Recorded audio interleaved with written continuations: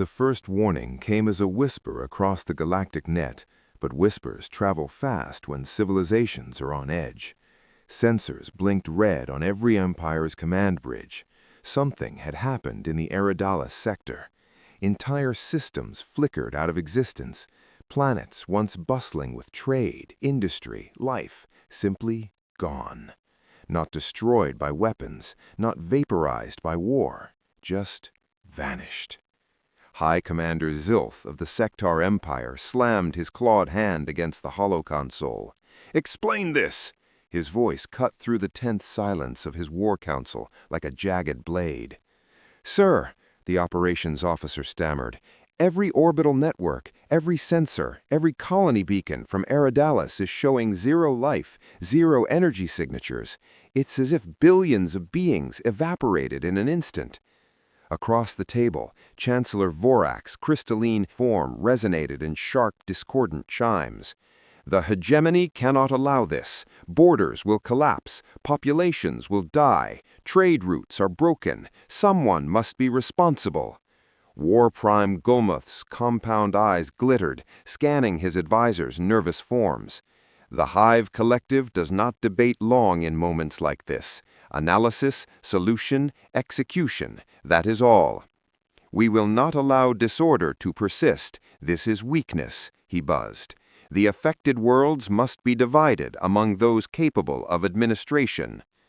Across the galaxy, the Celestial Alliance flickered in soft light, their ethereal forms dimmed with concern. Ambassador Vel pulsed slowly.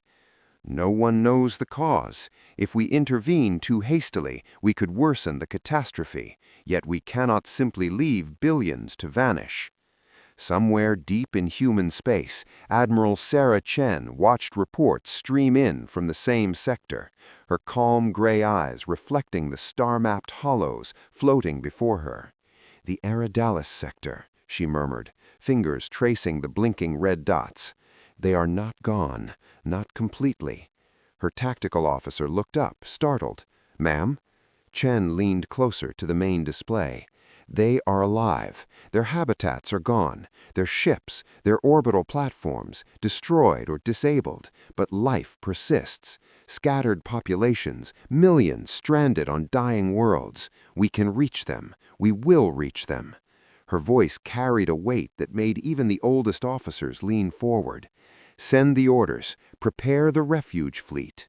Word spread across human command channels, coded, secure, hidden from every Empire's prying sensors. The orders were simple: mobilize everything capable of support, logistics, and survival. Not weapons, not fleets of warships. Hospitals, transport vessels, massive cargo carriers, life-sustaining habitats.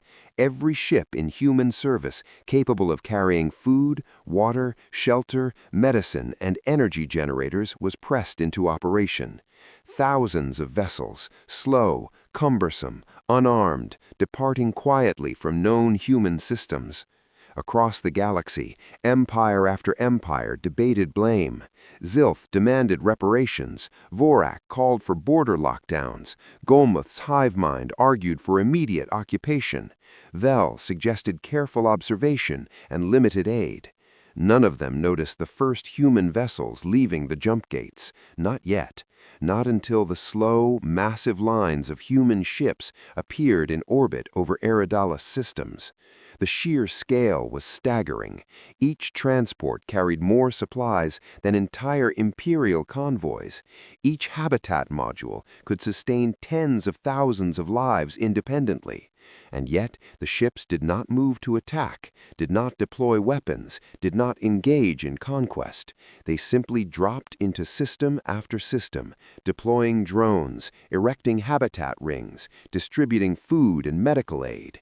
Entire populations that should have starved, frozen, or succumbed to radiation survived. A small alien child watching from a balcony of a makeshift station looked up at the massive human freighter silhouetted against the twin suns and whispered a word she barely knew. "Thank you." High Commander Zilf noticed the movements on his tactical displays and froze. "Explain," he demanded, claws tightening. "They are unarmed. Why are they here? They cannot, they will not, they cannot challenge us." Vorak's crystal form chimed nervously. "It makes no sense. Logistical support. Why would humanity extend themselves into the Eridalis sector? This is outside of any treaty, outside of their interests." Gomuth's wings twitched. "No weapons, no fleet formations, no offense. Are they helpless?" Ambassador Vel's light flickered in complex patterns. "Or are they beyond our understanding?" Chen's voice came over the secure comms, calm, deliberate, resonant. "We don't conquer worlds. We make them survivable." The words echoed across every council chamber where sensors had picked up transmissions, unofficial, impossible to ignore. "We make them survivable." Zilf slammed his clawed fist against the holotable again. "We cannot allow this. They are defying expectation. They are creating influence without force." Vorak's crystal tones rang sharper, almost in panic. "Influence? How can unarmed transports exert power over empires? This is preposterous." Gomuth's compound eyes reflected a swarm of calculations, all failing to reconcile. "They are everywhere. Their supply drones, their medical ships. We cannot touch them without provoking universal condemnation." Vel's light flared brighter, as if physically recoiling from the revelation. "You mean they are setting a precedent? Any attack on these fleets is not just war, it's a crime. Interstellar, galactic, moral authority. Humanity controls it." Across the Eridalis sector, the refuge fleet moved like a river of steel and light, slow, deliberate. Ships unfurling orbital rings, deploying medical outposts, stabilizing dying ecosystems. In the debris of destroyed colonies, human drones repaired energy conduits and filtered toxic atmospheres. Millions of lives, tens of millions, preserved in what would have otherwise been extinction. The first high-ranking Imperial observers sent messages back to their capitals, stunned, terrified. Every action a human ship took was deliberate, measured, and uncannily precise. Every life preserved became leverage, every habitat module a symbol of power that no weapon could match. "They are winning," Zilf hissed. "Without firing a shot, they are winning." Chen's voice came once more, recorded and broadcast to the few listening sensors of every empire's fleet. "We did not come to fight. We came to survive, and to ensure that everyone else can survive as well. Those who choose aggression against us or the innocents we protect will find themselves the villains of the galaxy." In council chambers from one end of the Milky Way to the other, debates fell silent. No empire wanted to be the first to strike at unarmed transports. No one wanted to claim moral failure for billions of lives saved by humanity's intervention. Yet the fleets hesitated, watched, measured, and quivered at a new unspoken reality. Humanity was not merely present. Humanity had claimed the moral high ground, and with it a kind of power that outshone fleets, weapons, and conquest. Somewhere in the void, a sector observation ship recorded a single image of a human captain standing on her bridge, gray eyes calm, hair caught in zero gravity, and said the words that would echo across empires for decades. "We don't conquer worlds, we make them survivable." Across the galaxy, the empires understood for the first time that strength is not always shown in firepower. It is measured in courage, foresight, and the willingness to act when no one else will. And yet, as the human refuge fleet continued its deliberate march, a sudden sensor anomaly erupted on the far edge of Eridalis. Something massive, something moving, that did not respond to any scan. Chen leaned forward, fingers tightening at the edge of her console. "What is that?" she whispered. The image resolved, faintly, then disappeared. but the sense of inevitability remained. Something was coming toward the Eridalis sector, something that might challenge everything humanity had just achieved. And Chen knew with an icy certainty that this arrival would test not just the human fleets, but the moral authority they now wielded. Something unseen, untested, and unimaginable waited in the shadows. Humanity was prepared to save billions of lives, but could they survive the threat that had gone unnoticed by every empire? The anomaly grew in readings, but no one could make sense of it. It wasn't a ship, not entirely, not a planet, not a station. Sensors fluctuated wildly, as if the object itself rejected observation. Sector Admiral Zilf barked orders, claws smashing consoles, but his fleet reports kept coming back contradictory. Vorak's crystal body pulsed anxiously. Our scans fail. Every method we have is useless. They are blind here. Gomth's antennae twitched in agitation. Blind, impossible. Hive sensors cannot fail. Something is masking it, something intelligent. Vel's light dimmed and brightened rapidly as the Celestial Alliance consulted their data. We are receiving conflicting subspace readings. It moves against the flow of gravity and light. It is not natural. It is not known. Across Eridalis, human fleet sensors were calm, methodical. Chen's bridge hummed with precise information. The refuge fleet continued its work, unloading supplies, erecting temporary shelters, stabilizing atmospheres. "Captain," the communications officer said, "you are receiving an unregistered subspace ping, direction approaching from the outer rim. It is massive. Readings indicate energy levels far exceeding known civilizations, unknown origin." Chen's lips pressed together. "Keep the fleet steady. Maintain distribution priority. Shield all transport vessels. Do not engage unless they act hostile." She tapped her console and activated the drone shields around the largest refugee carriers. Light flared along the hulls, protective fields expanding outward like living glass. High Commander Zilf leaned close to the tactical display aboard his flagship, eyes wide with disbelief. "They are unarmed, and yet their vessels are impenetrable. How?" Vorak's crystalline form was almost vibrating.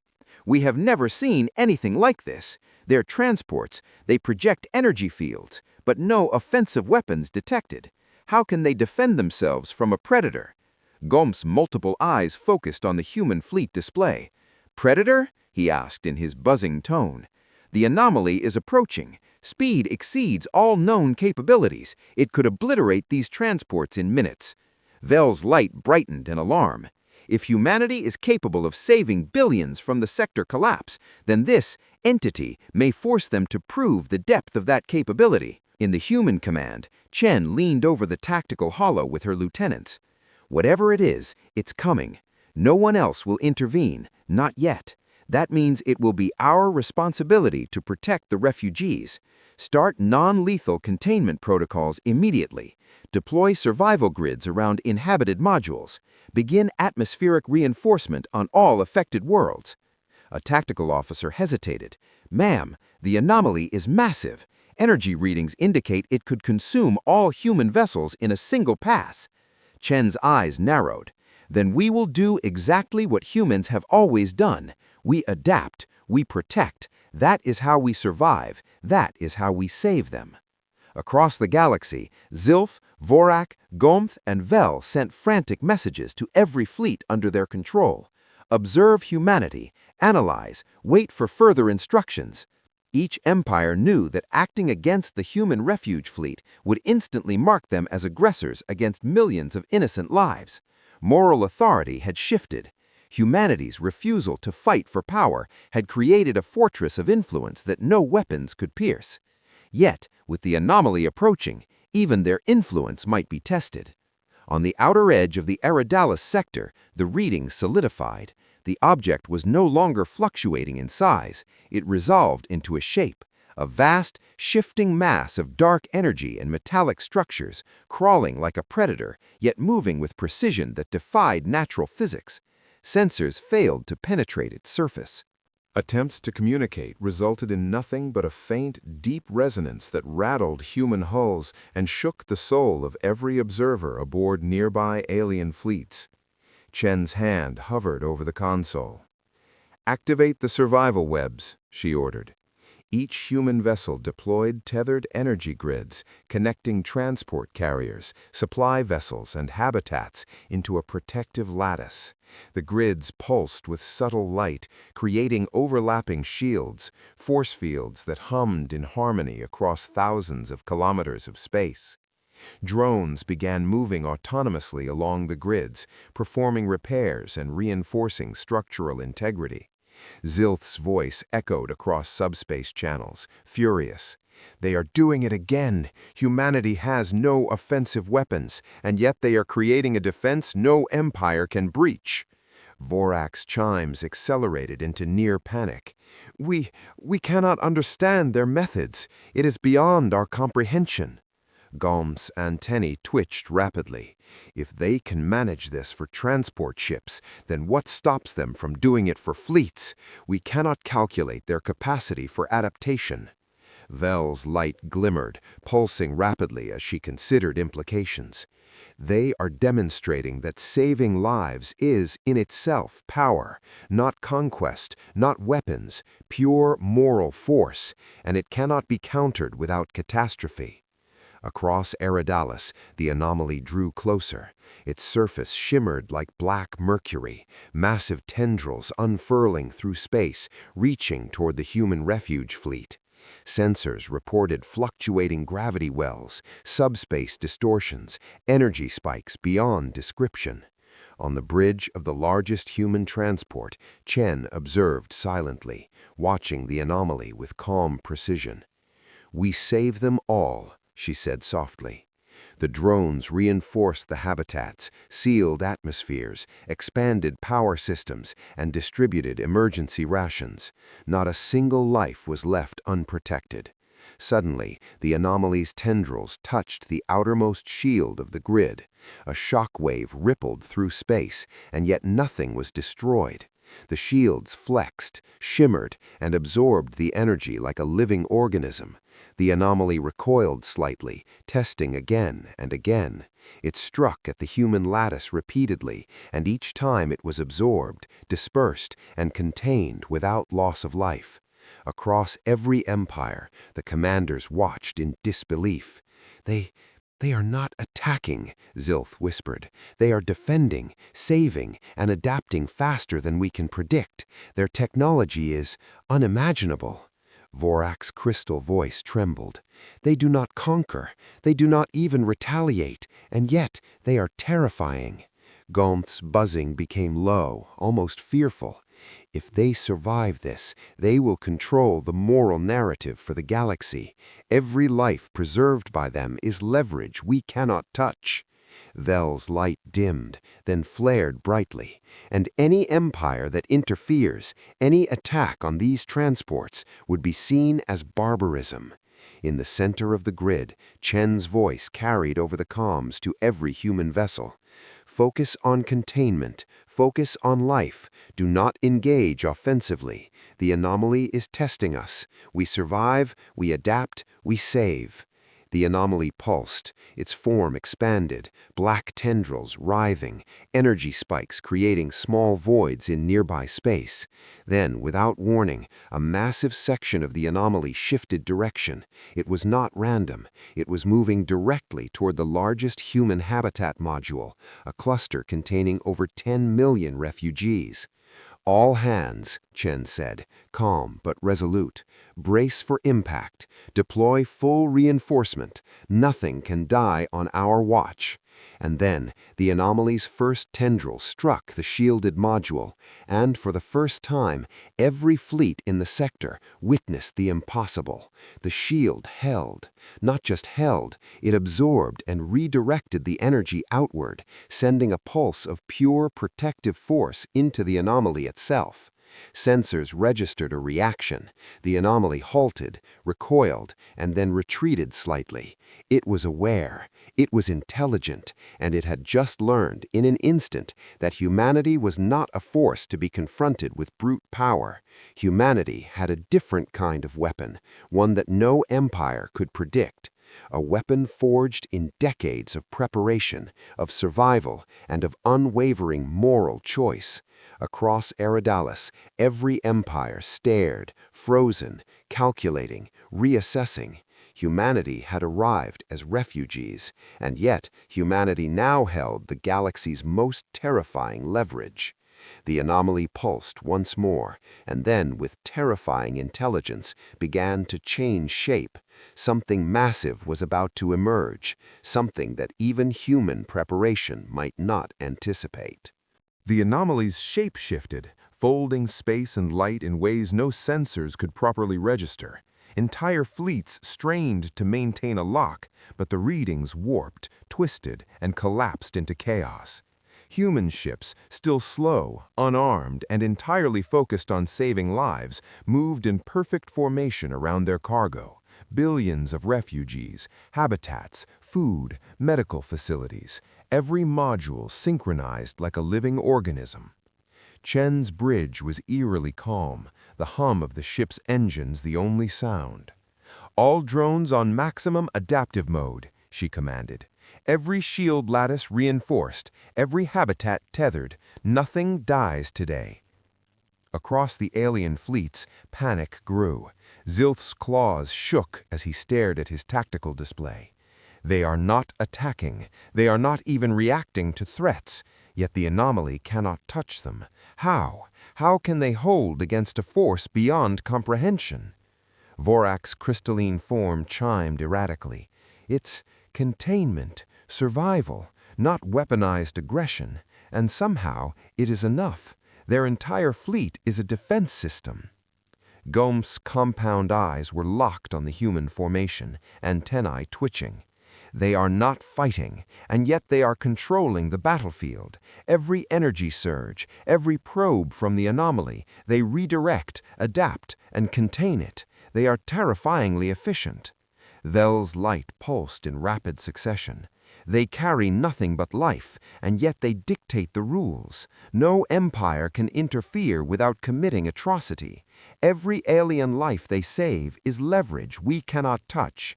They hold moral dominion, not territory. On the human command bridge, Chen's hands moved across the hollow consoles, adjusting grids, reorienting drone swarms, deploying atmospheric stabilizers to planets and habitats threatened by the anomaly's unpredictable distortions. "Captain," one lieutenant asked, voice tight, "what is it? What are we dealing with?" Chen's gray eyes didn't waver. "I don't know. Something alive, yes. Something intelligent, yes. But our job is not to understand it fully. Our job is to protect those in our care. Nothing more, nothing less." The anomaly's first full-scale strike hit a human habitat cluster. Energy spikes tore through subspace, and for the first time, human sensors showed structural stress. But before panic could spread, the adaptive shields flared, dispersing the strike in a web of counter-energy that stabilized every module. The anomaly recoiled, paused, and then sent out smaller tendrils, probing in multiple directions, testing each shield, each drone, each habitat, and each time humanity adapted faster. Across Eridalis, alien fleets went silent. Their own fleets were powerful, armed to the teeth, yet utterly helpless to intervene. Any attack on a human vessel now would be an unthinkable crime against the refugees under protection. Zilf's voice cracked. "We are paralyzed. We cannot touch them. We cannot stop them. And if we do, every empire will see us as monsters." Vorak's chimes slowed. "Their fleet is salvation itself, not domination. They do not strike first." "They do no harm, and yet they are untouchable." Gom's buzzing was low, almost reverent. "They carry billions of lives in unarmed ships, and those lives are untouchable. The moral calculation alone prevents any of us from acting. It is perfect, horrifying. Vel's light flickered brightly, her mind racing. We have underestimated them. We assumed humans would wield power like us, force, territory, aggression. But they weaponize life itself. Civilization itself becomes their armor. On the largest human transport, Chen activated the next phase of her containment strategy. Deploy secondary lattice, connect all habitats to the refugee relays. Begin micro-habitat expansion for survival beyond projected displacement. Tens of millions of refugee modules, each capable of sustaining life independently, began to extend, linking together in a growing web that enveloped the surrounding system. The anomaly tested again. Massive spikes of energy erupted, tearing at the edges of the grid.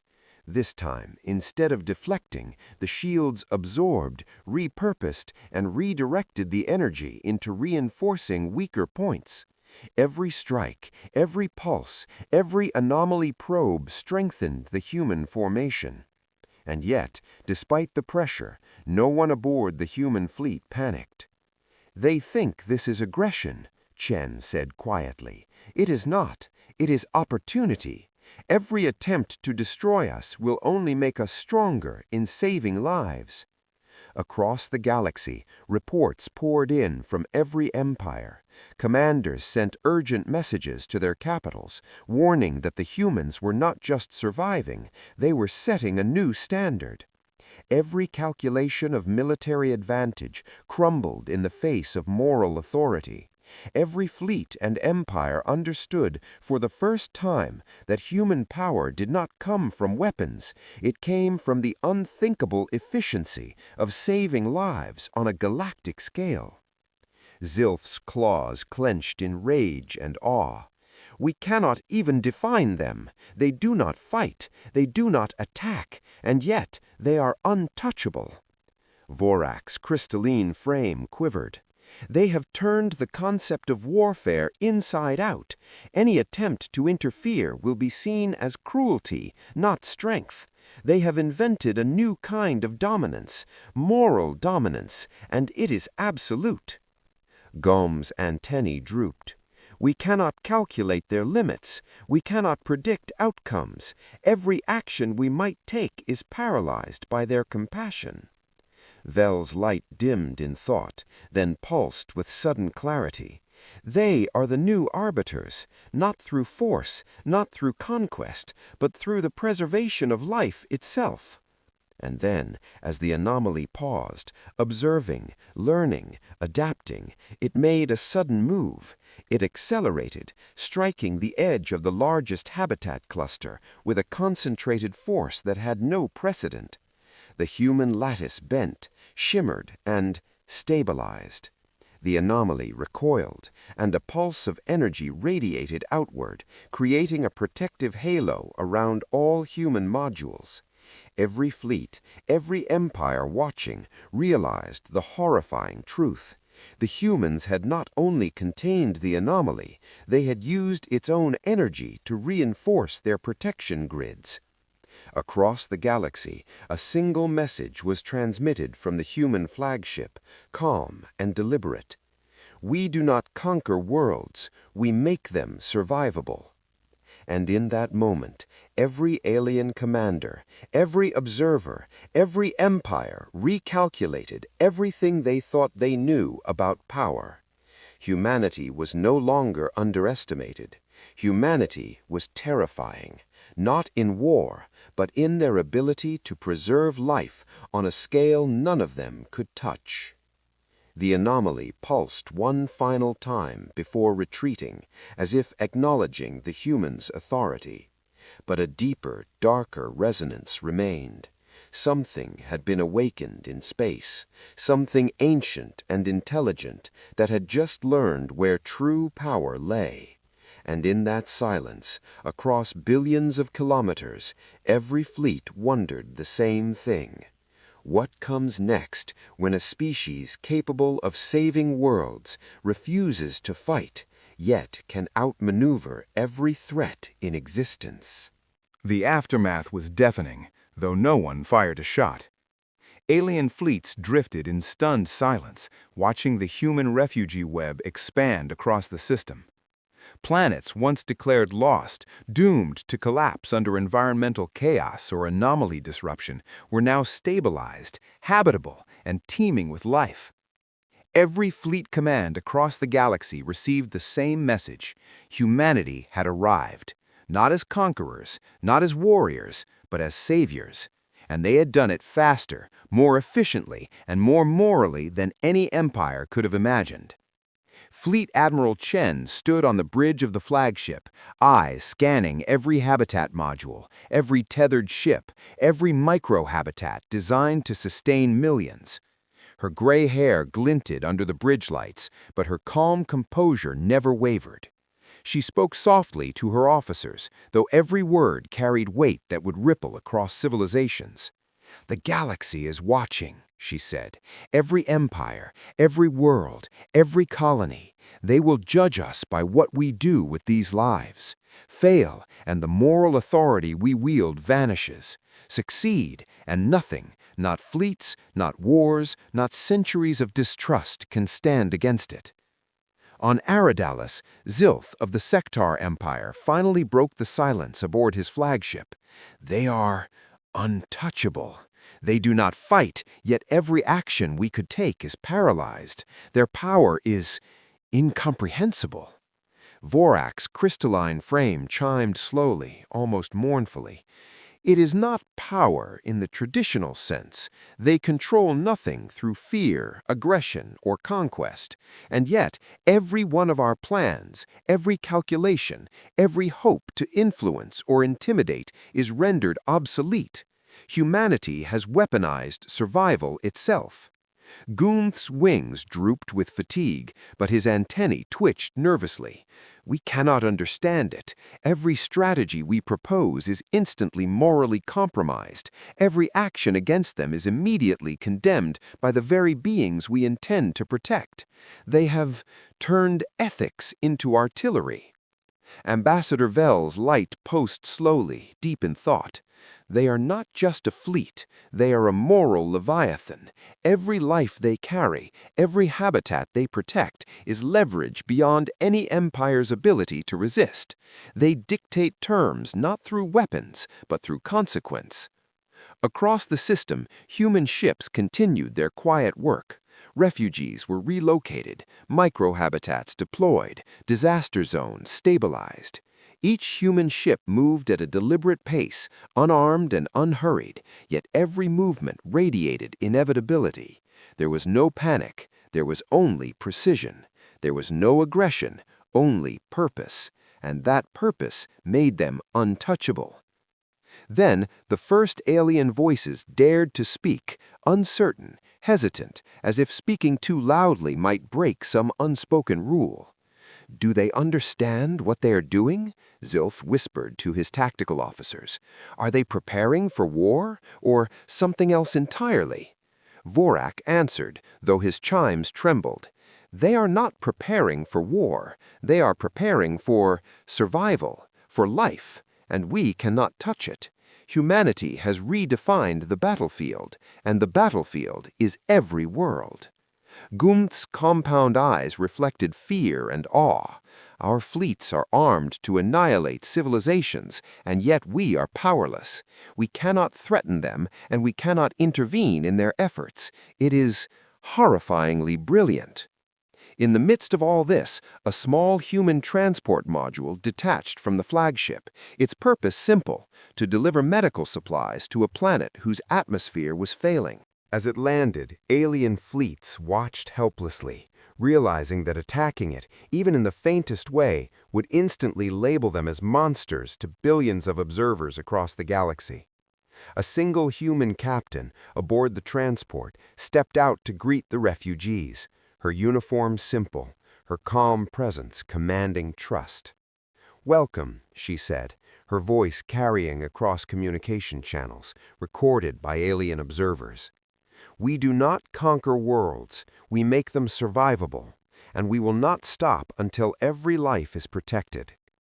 The alien command centers buzzed with a mixture of anger, disbelief, and reluctant respect. Every empire, even those with centuries of power and conquest behind them, was forced to confront a truth they had never imagined. Humanity's greatest weapon was not missiles or fleets. It was compassion, efficiency, and unyielding resolve. The anomaly, watching from beyond, pulsed again, probing the edges of the human lattice. For the first time, humanity paused, assessing not just survival, but interaction. Chen's voice carried calmly through the flagship's intercom. "Keep formation steady. Allow the anomaly's energy to flow into our adaptive shields. We do not fear it, we use it. Every pulse strengthens life." And in that moment, the anomaly seemed to understand. It tested one final time, sending a concentrated strike toward the central hub of the human refugee network. The shields flared brilliantly, absorbing and redirecting the energy into stabilizing damaged habitats. The alien observers could only stare. The humans had turned potential destruction into preservation. Zilf's claws shook. They did not fight, they did not strike, and yet they turned an existential threat into a fortress for life. "We are powerless." Vorak's chimes dimmed. Every calculation, every plan, every fleet movement we relied on is meaningless. They have rewritten the rules of engagement.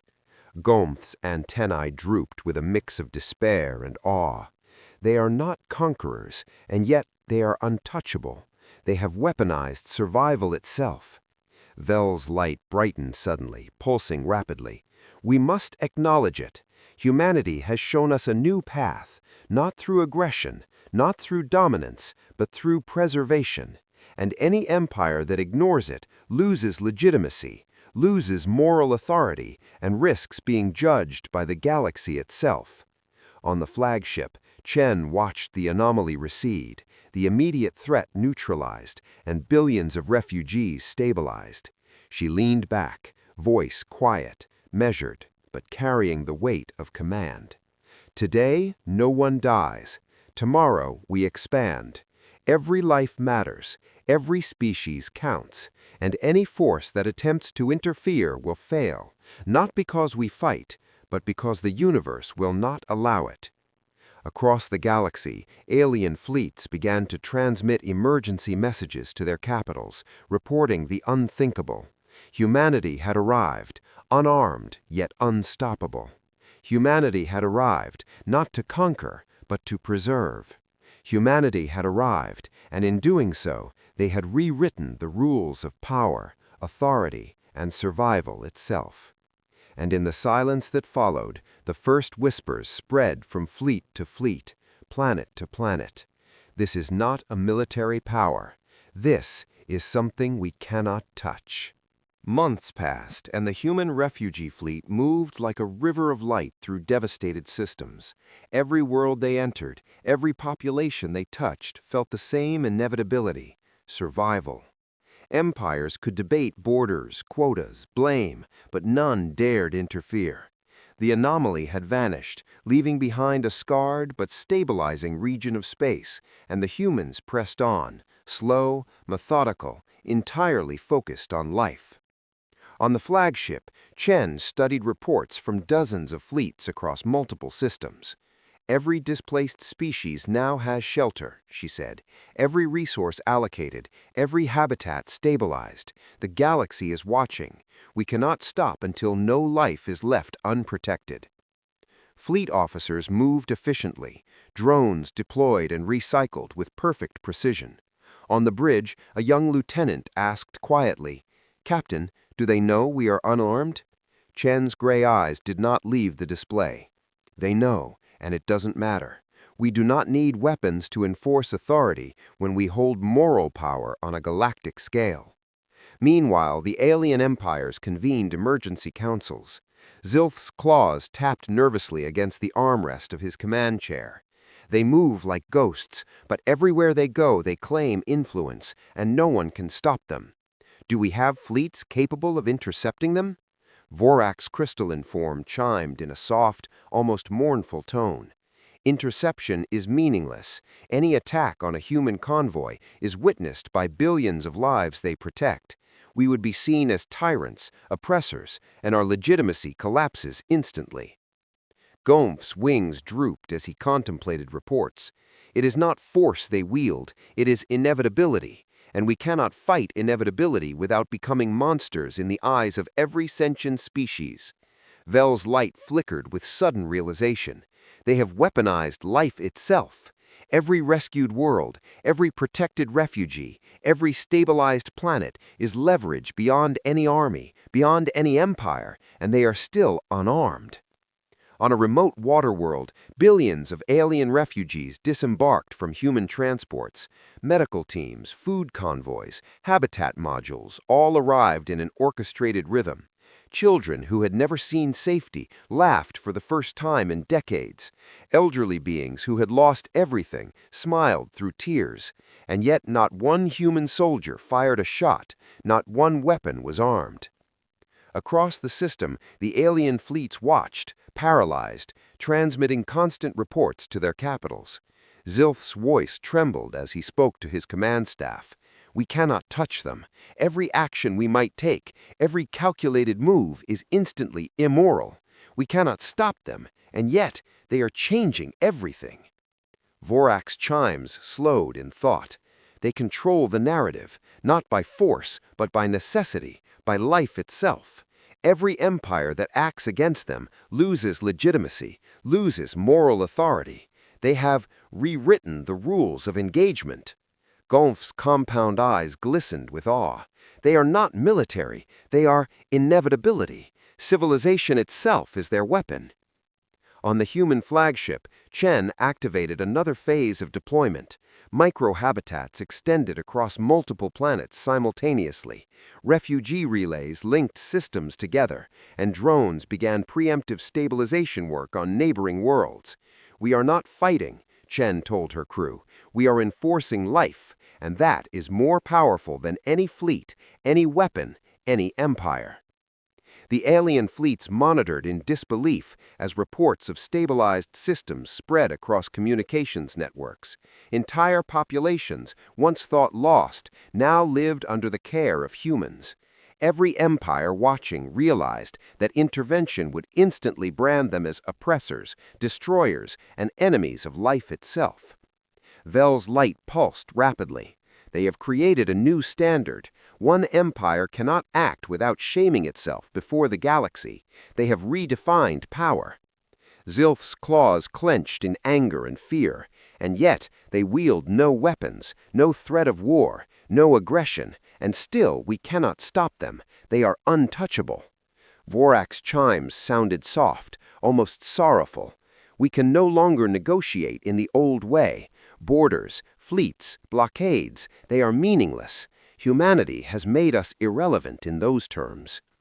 Gomph's antennae twitched nervously. They have weaponized compassion. They are untouchable because morality itself is their shield. On one human transport, Captain Leora stepped onto a refugee planet, overseeing the landing of new habitat modules. She looked out at the alien population, now safe for the first time in generations. "We are not here to conquer," she said to the assembled refugees. "We are here to make you survivable. That is our mission. That is all that matters." Across the galaxy, alien observers transmitted urgent warnings to their capitals. Humanity had arrived, unarmed, unstoppable, and above all, untouchable. Their authority did not come from firepower, it came from life itself. And as the human refugee fleet moved toward the next system, every empire understood a chilling truth. Any attack against them would not just fail, it would mark them as criminals in the eyes of billions of lives. Humanity controlled moral authority, not territory, and moral authority in this galaxy had just become the ultimate weapon. In the midst of all this, Chen received a new sensor reading, something moving beyond the edge of known space, something massive, intelligent, and aware of the human network. "Captain," her tactical officer said, voice tight, "we're detecting movement, something watching, something old, something that senses the flow of life itself." Chen's expression remained calm, gray eyes sharp. "Good," she said quietly. "Let it watch. Let it learn. We will show it what it means to survive. And when it arrives, humanity will be ready." And across the galaxy, alien fleets held their breath, realizing that this species, slow, unarmed, and devoted entirely to life, had just become the most dangerous force any civilization had ever faced, not because it could destroy, but because it could save. Every empire recalculated, every plan faltered, every strategy dissolved under the weight of moral inevitability. Humanity had arrived, and the galaxy would never be the same. The first contact with the observer beyond known space was not loud, not violent. It did not arrive with fire or warning. It appeared as a ripple in the sensor arrays, a mass too massive, too deliberate to be ignored. Fleet Admiral Chen studied the readings, her fingers tracing patterns she had never seen. "It's intelligent," she said, "and it knows life is moving through this system." Her officers leaned forward, eyes wide. "How can it know?" one asked. "We haven't communicated. We haven't fired a shot." Chen's gaze did not waver from the holographic display. "It feels the patterns of survival. It senses the networks we've created. Life has a signature, and we've created more life in these systems than the galaxy has ever seen. It knows." Across the alien empires, panic quietly took root. Zilth's claws tapped erratically. "It isn't human," he muttered. "It is something else, and yet it watches humanity, not us. Every action we consider is irrelevant to it. We are no longer the center of power." Vorak's crystal form chimed nervously. This is a force beyond any fleet, any empire, any weapon we possess, and humanity is interacting with it calmly." Gomph's wings drooped, antennae quivering. "It measures life, and humans are compatible. They move in patterns it recognizes. They survive, and it allows them passage." Vel's light pulsed rapidly, as if trying to absorb the impossible scale of what was happening. "They are unarmed, and yet they have established authority not through violence, but through preservation. And now something beyond comprehension recognizes it. Humanity has become the standard of life itself." On board the human flagship, Chen activated deep scanners, reaching toward the edge of the anomaly's last known position. "We are sending a beacon," she said. "Not a threat, not a call for battle, a statement. We exist, and we are committed to life." The beacon extended like a lattice of light, touching the edges of sensor arrays across multiple systems. The observer responded, a pulse of energy flowing back into the grid. Humans felt it as a vibration, a recognition that went beyond communication. It was neither friendly nor hostile. It simply understood. "It's studying us," Chen said, "learning, and we cannot predict what it will do next, but we will continue." Meanwhile, alien fleets scrambled, trying to maintain composure. Zilth barked orders for scans, probes, and patrols, but nothing penetrated the ripple in the sensors. Every action felt meaningless. Every decision risked moral collapse in the eyes of billions. Vorak's crystal body chimed erratically. "We cannot influence it. We cannot intimidate it. Every fleet we deploy is a liability. Humanity alone navigates this presence unchallenged." Gomph's compound eyes reflected pure awe. "It acknowledges them, and not us. We have been sidelined by survival itself." On the surface of one newly stabilized planet, human engineers were completing habitat modules, medical units, and food distribution centers. Refugees looked on in wonder as humans coordinated efforts with precision, compassion, and absolute calm. Captain Leora addressed the team over comm channels. Remember, every life matters. Every habitat we deploy, every supply chain we secure sends a message, not of power, not of conquest, but of inevitability. They are watching, and the galaxy will judge every empire by how we act. A massive pulse emanated from the observer's direction, washing over the system in waves. Sensors flickered and recalibrated. The humans adjusted, redirecting energy fields from habitat stabilization to defensive shielding, not to fight, but to ensure life endured. Chen spoke quietly, more to herself than anyone else. It is testing us. It wants to see if we falter, if we hesitate, if we will allow life to suffer, and we will not. Across the galaxy, alien fleets transmitted urgent warnings to their command centers. Humanity continues to expand, unarmed, unstoppable, and under observation. Any interference risks collapse of legitimacy. Any attack risks being condemned by billions of lives now under human protection. We are obsolete, Zilf admitted in a rare moment of honesty. Our fleets, our empires, they are meaningless compared to what humanity achieves without aggression. Vorak chimed softly. We can no longer negotiate as equals. We cannot strike without moral disaster. Humanity has created a shield we cannot penetrate, and it is invisible, but absolute. Gulmth's wings drooped. They are not just moving refugees, they are moving the galaxy itself. Every life they touch strengthens their position, and every empire that resists risks irrelevance. On board the human flagship, Chen activated another series of micro-deployments. Entire systems were mapped, every habitat prepared, every life accounted for. The observer pulsed again, stronger this time, and humanity adapted seamlessly, redirecting energy fields, stabilizing anomalies, ensuring life flourished. Leora stood on the surface of a new world, looking up at the stars, the fleet visible above, as it moved like a river of light. "We do not conquer," she said to the assembled refugees. "We make you survivable, and if the galaxy learns from this, then perhaps life itself will never be powerless again." And at the edge of known space, the observer shifted, the pulse intensifying. Something massive, intelligent, and old regarded the human fleet. It did not attack, it did not retreat, it waited.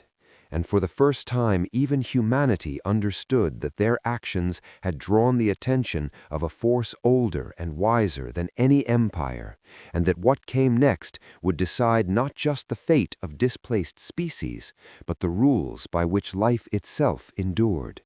The empires watched helplessly, realizing that billions of lives, unarmed and undefended by traditional fleets, were now humanity's ultimate weapon. Survival itself had become the deadliest force in the galaxy. The pulse from the observer spread across the systems like a heartbeat, reverberating through human sensors and alien arrays alike. It was a presence so immense, so deliberate, that even the empires began to feel small, insignificant, like insects under a microscope. Fleet Admiral Chen stood on the bridge of the flagship, her eyes calm but her mind racing. "It's observing everything," she said. "Every refugee we move, every system we stabilize. It knows, and it's judging." Her officers exchanged uneasy glances. "Judging? Captain, what does it want?" She shook her head slowly. "I don't know, but I do know it cannot be threatened and it cannot be bribed. We survive because we protect life, not because we fight. That's our advantage." In the alien capitals, panic became strategy meetings. Zilf slammed his claws against the table. "We need a fleet to intercept them. We must show dominance. Humanity cannot be allowed to dictate galactic standards." Vorak's crystal form chimed, resonating uneasily. "Any attack, Zilf, any interference will be recorded by billions of lives. Humanity is untouchable. Every Empire fleet that engages will be judged harshly by all others, and the moral consequences will be catastrophic. Gome's compound eyes reflected shock. We cannot stop them. Their fleets are unarmed, yet their influence grows faster than any weapon can match. And that presence out there, it watches them, not us. We are irrelevant. Vel's light pulsed rapidly. They've weaponized morality and survival simultaneously. Any interference with human operations will be seen as the ultimate crime, and that presence beyond our systems recognizes it. Humanity has become the standard of life itself.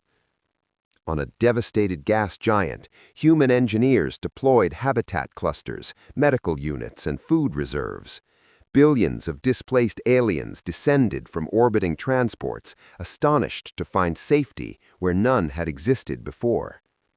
Captain Leora addressed her team over comms, her voice calm, steady, imbued with quiet authority. We are not fighting, we are making life survivable. Every life we touch strengthens our position, and we do this without violence. This is how humans win wars they never start. Deep in space, the observer shifted again, the ripple of energy pulsing outward. It seemed to sense not just humans, but every life they protected. Its presence became a reminder to the alien empires. Power is not firepower, it is the ability to preserve existence. Zilth's claws trembled as he read the latest reports. They are slow, unarmed yet unstoppable. Every system they stabilize increases their leverage. We cannot touch them without collapsing morally before the galaxy. Vorak's crystal body chimed in an almost mournful tone. They move like inevitability itself. Any act of aggression becomes the crime. Humanity wields billions of lives as shields, and the observer, it acknowledges it. We cannot compete with that. Gomth's wings drooped in disbelief. They've turned survival into a weapon. Every life they protect strengthens them and weakens us. And that is more powerful than fleets in formation, more powerful than empires united. On board the human flagship, Chen observed the pulse, her face calm, her gray eyes cold but measured. "We are not prepared to fight," she said softly, "because we do not need to. But we will be ready to act if it is necessary to protect life. That is our strength, and it is absolute." Across the galaxy, alien fleets attempted to project power, but every effort faltered. Every report came back the same. Humans were unstoppable in their mission, unarmed yet omnipresent. Zilth admitted quietly, "We cannot threaten them. We cannot coerce them.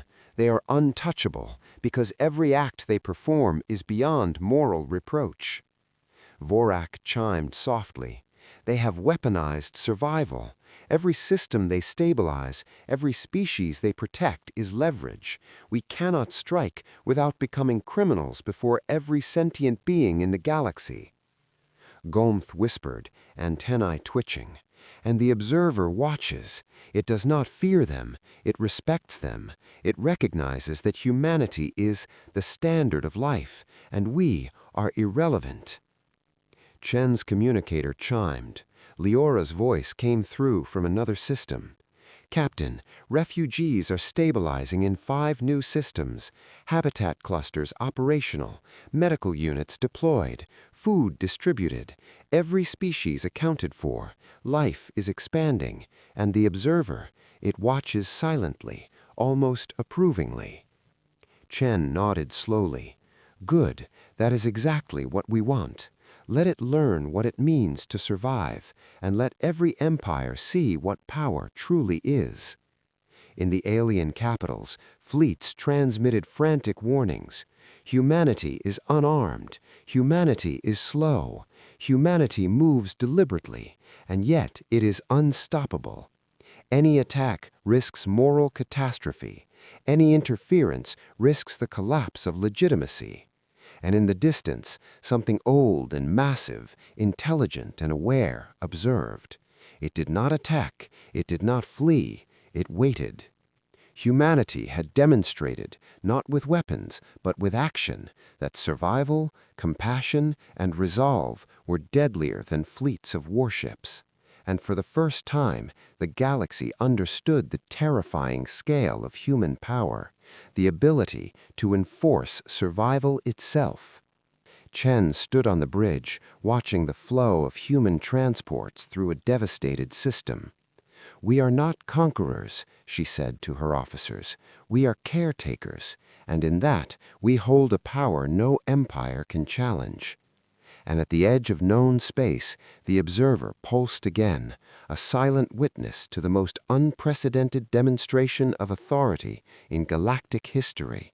Something old had awakened to human methods, and every empire realized that survival itself was now humanity's weapon. The galaxy had changed forever. The empires did not act immediately. They could not. Every system humans touched, every refugee they sheltered, was now a testament to an unstoppable force. Zilth sat in his command tower, claws clenched, staring at reports that made no sense. We cannot strike without the universe condemning us," he admitted, his voice a whisper lost among advisors who had no answer. Vorak's crystal form shimmered with quiet resignation. "Every fleet we deploy against them becomes a liability. Every attempt to coerce, to intimidate, to act, fails morally, politically, and strategically. Humanity has rewritten the rules without firing a single shot." Gomth's wings drooped completely. "They are not a threat in the conventional sense. They are inevitability. Every species they stabilize, every habitat they create, every life they save strengthens their claim to authority, not by conquest, but by existence itself. We are powerless against this." Across the galaxy, human transports moved like rivers of light, unarmed yet carrying hope, supplies, and life. Refugees of every species, displaced by disasters, famine, or war, saw for the first time that a civilization could reach across systems without threat or coercion and deliver safety. On board the flagship, Fleet Admiral Chen observed the pulse from the observer, a presence that had followed them silently for weeks. "It's learning from us," she said quietly. "It knows that survival, not aggression, is our ultimate weapon. It understands what humans are capable of when we choose life over destruction." Captain Leora nodded, her eyes scanning the holographic displays of newly stabilized systems. "Every planet we touch, every species we protect, adds to the lesson. Any empire that challenges us is not fighting humans, they are fighting morality itself, and the galaxy will not allow them to win." In the alien capitals, the councils debated furiously, but every plan, every threat, every fleet deployment faltered under the invisible weight of human authority. Any aggression would immediately mark them as tyrants before billions of lives, their empire's legitimacy collapsing in real time. Vel's light dimmed with uncertainty. They do not wield weapons, yet they have defeated every threat to life. They have made morality enforceable. They have weaponized survival, and we are powerless to resist. The observer pulsed again, stronger this time, sweeping across the systems humans had stabilized. It was not attacking, it was not judging in anger. It was acknowledging that a species had emerged whose power was not measured in fleets or firepower, but in the deliberate, unstoppable protection of life itself. On the ground, Leora stood among refugees who had begun to rebuild their shattered worlds. She looked up at the stars where human dreadnoughts glided slowly, silently, an unarmed armada carrying billions of lives. "We do not conquer worlds," she said softly into the comm channel. "We make them survivable. And if the galaxy refuses to join us, it will simply learn the cost of ignoring humanity's choice." Across the alien fleets, chaos spread. Zilth realized the truth before anyone else spoke it aloud. We cannot win, not by fire, not by coercion, not by negotiation. Humanity has claimed the ultimate weapon, hope itself. And the observer sees it. The galaxy sees it. We are obsolete. Vorak's crystalline body chimed faintly. They wield moral authority. Every empire that opposes them will be judged harshly by every species they touch, and by the observer. Gomth's wings quivered. We are no longer arbiters of power. Humanity defines what power means, and any empire that attacks them will collapse under the weight of conscience.